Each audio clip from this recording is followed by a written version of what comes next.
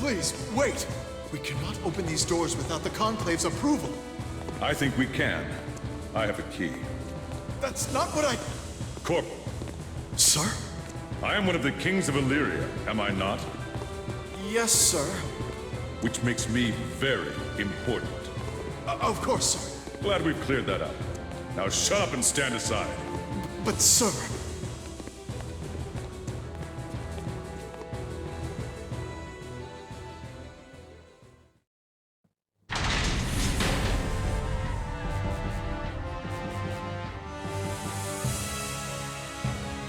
A wise decision, Second King Leo Whitefang.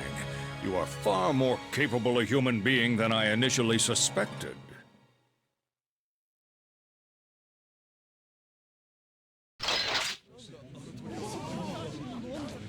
Hey, enough chit-chat.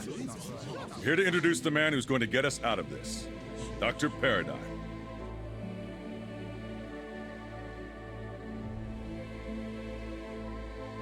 Explain yourself, Leo.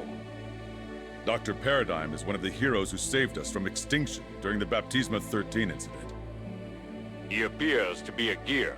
Do you mean to tell me this is the collaborator Kai mentioned during the UN conference? That is correct, Mr. President. I'll explain the details later. I'm afraid we don't have much time. Right. Right now, our top priority is to locate the Cradle and destroy it. To do that, we need the good doctor's assistance. The assistance of this bird?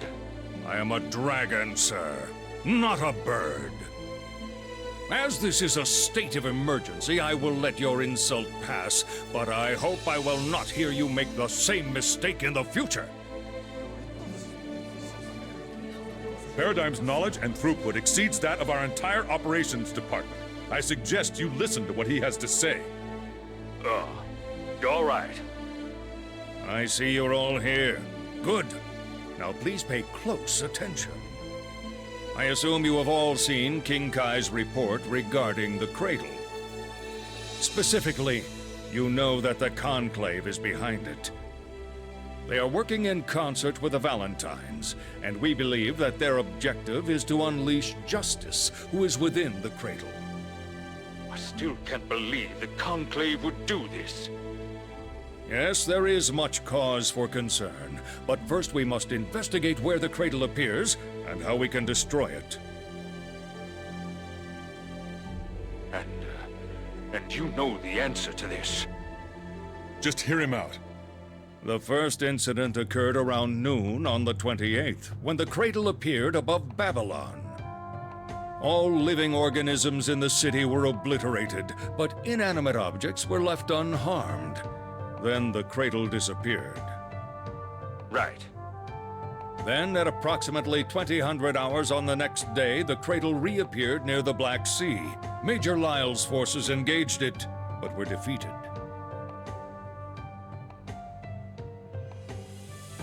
There are several important facts here. First, where did the Cradle disappear to? Second, why was only living matter affected? Third, how is it possible that some members of Major Lyle's unit survived? If we examine this information, we can see that the Cradle is not only a vessel for justice, but also for the Conclave. Now just wait a minute there, Doctor.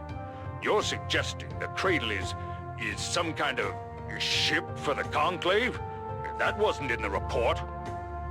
We know that there are living organisms inside of the Cradle. My hunch is that they are human. Every nation on Earth is currently analyzing the data we have. But so far, I've seen nothing to corroborate your argument. That's because your probes are only designed to detect life, and your analysis tools are not designed for this sort of data. Filter out the noise, and you'll see signals that indicate life, even if you can't spot the occupants themselves. Even so, that's not enough to draw a conclusion. I was going to address this later, but since you've asked, perhaps I can adjust my presentation. Please. The core issue here is how the Cradle attacked Babylon. As I considered it, I began to suspect that it was not an attack at all, but rather a mode of transportation. I'm sorry, but could you please elaborate on that? Very well. First, it was initially theorized that the Cradle disappeared in order to avoid pursuit, but that makes us ask, was that in fact teleportation? What else would it be? True teleportation would require the object to reappear elsewhere almost immediately. But the Cradle was gone for nearly 32 hours.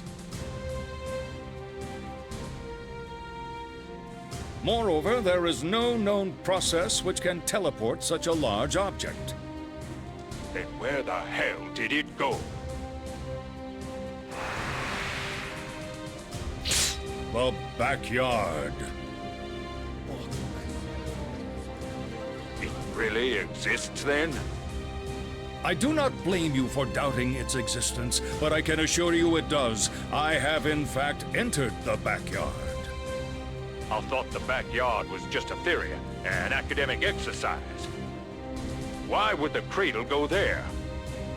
The answer to that is simple. Even with the Doctor's knowledge, it would be nearly impossible for us to enter the backyard. I see. That said, travel to the backyard is actually quite simple, at least theoretically. First, one must exchange a portion of the real world with a corresponding area inside the backyard. Then place the Cradle within the borrowed portion of the backyard. And finally, simply return both areas to their original worlds. The sphere we saw that appeared to be an attack was in fact the rapid expansion of backyard space into our own realm. That doesn't explain the disappearance of all the residents of Babylon. This brings us to my second point. Are you aware of what happens to a normal life form when it enters the backyard? Oh, no. Oh, yes. They turn to dust. The backyard is composed of high-density information. It governs all of creation.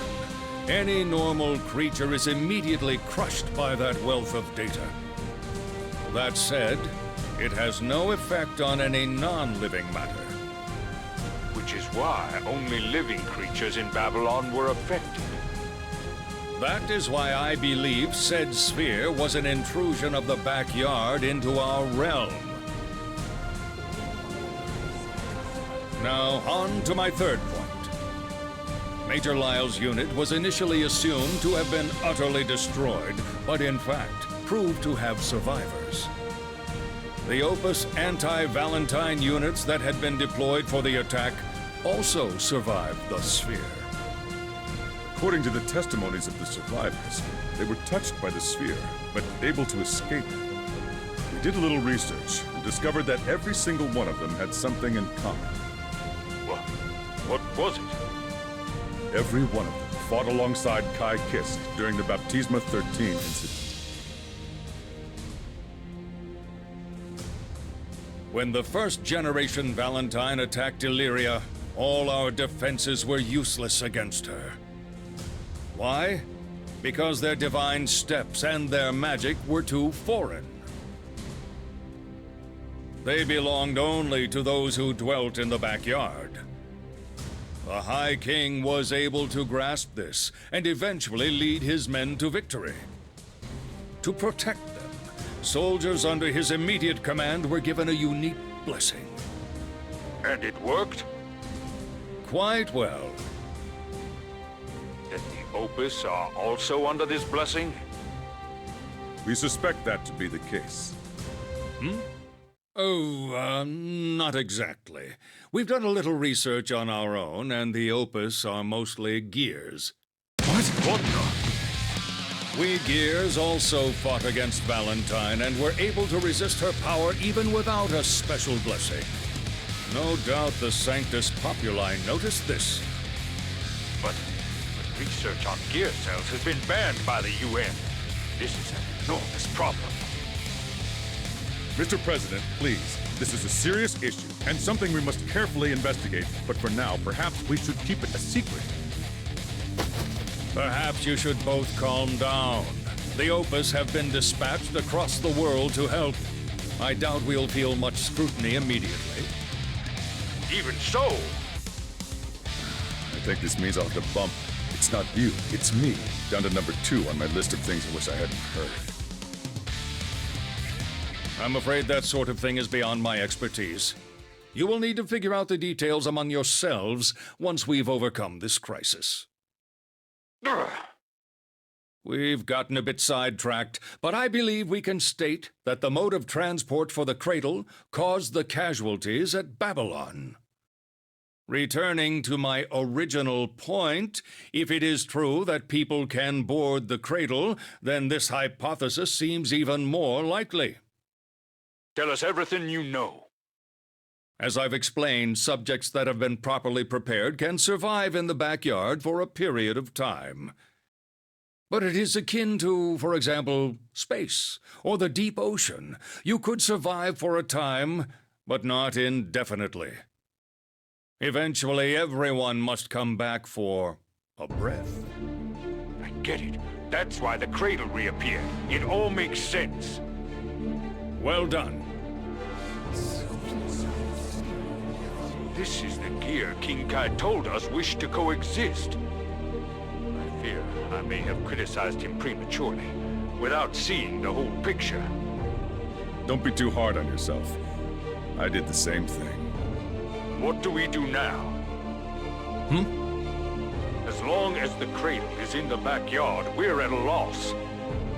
That is not necessarily true. Do you recall King Leo's words when we began? Our end game is the destruction of the Cradle.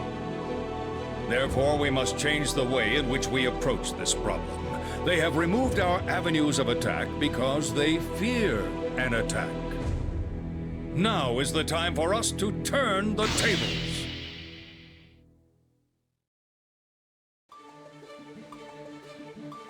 Unfortunately, with our current weapons and lack of time, we cannot touch the Cradle once it begins to move, when it begins to enter the backyard. Therefore, we must assume that the next time it comes up for air will be our last chance to strike. With that in mind, allow me to lay out our operation. We have narrowed down the next location where the Cradle is likely to surface, as well as when. We will surround this point with elite teams from every nation. The moment it surfaces, we tighten the circle and launch the attack. Our goal is to destroy Justice, who is within the Cradle.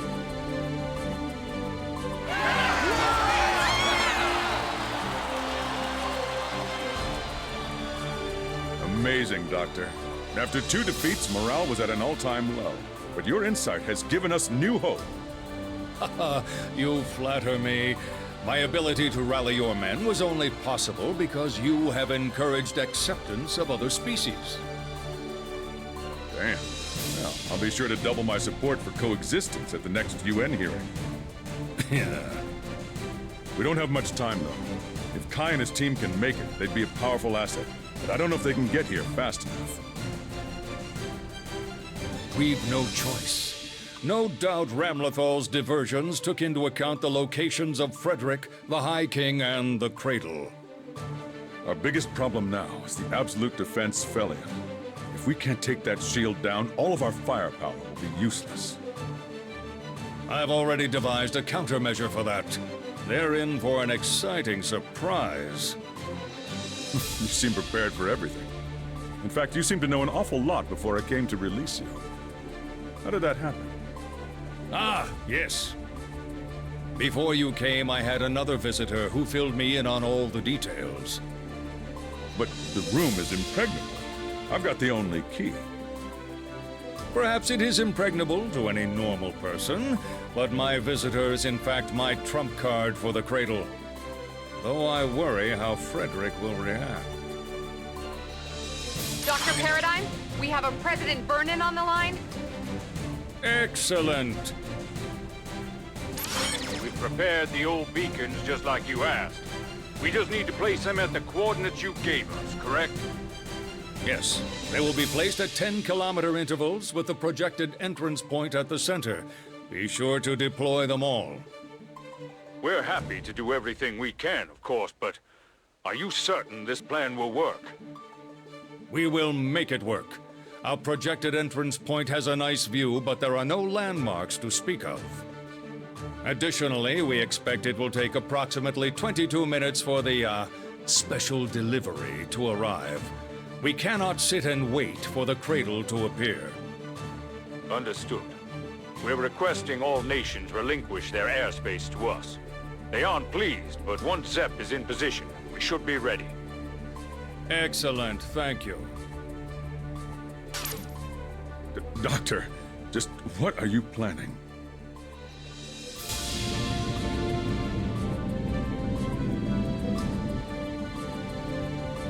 Stupid bird must be out of his goddamn mind. You really gonna do this? This job's got my name all over it, and hell, it could be worse. Just chase my ass and he's not telling us what his trump card is. This is what you'll be taking tomorrow, sir. Right. Might as well enjoy my trip through the sky, I guess.